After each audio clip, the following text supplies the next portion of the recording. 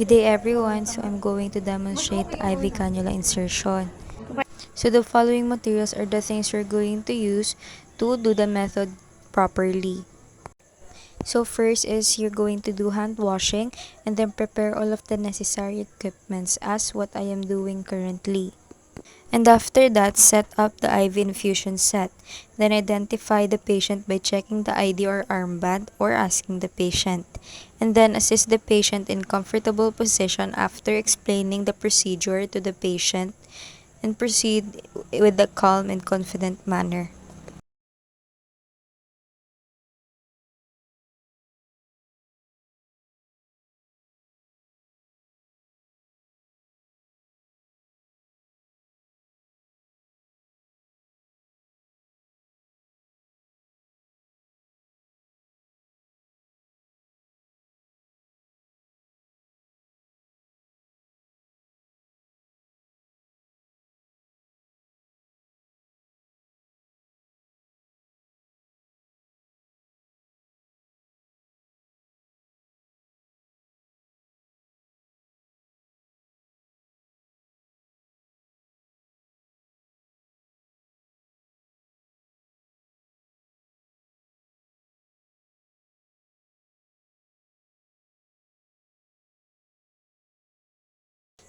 And then wear gloves and check the accessibility of the veins as what I am doing at the moment.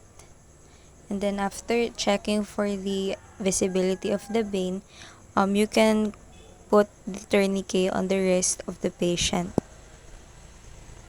It should be 2 to 6 inches above the site, then feel the radial pulse. And after that, cleanse the site of IV infusion with alcohol swab in circular direction, or in this case, I've used cotton with alcohol.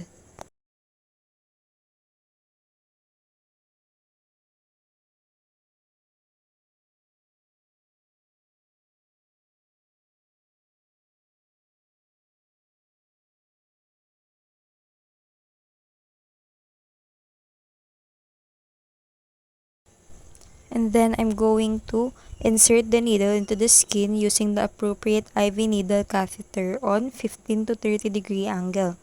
Upon the flashback or blood backflow visualization, decrease the angle and advance the catheter and style it 1/4 inch into the vein.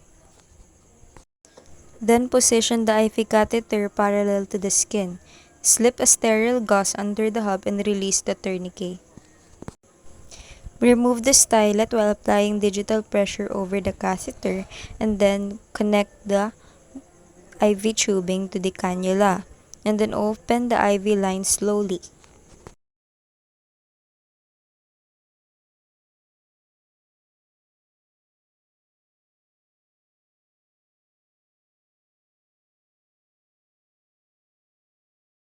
After that, you can start taping the IV cannula to the skin.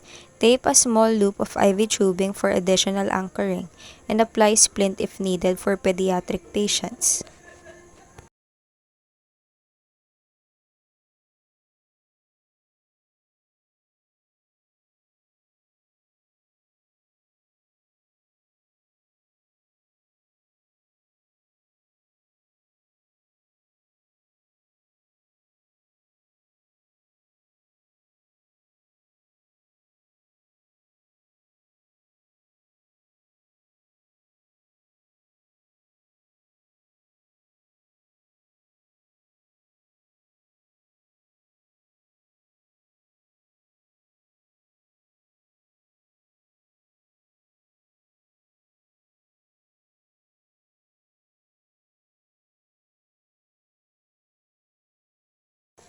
And if the IV tubing is anchored and secured, you can regulate the IV flow rate according to the doctor's order and then make the patient comfortable and discard sharp equipment.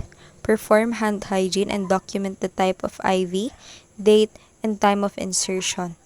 Observe or report any untoward effects.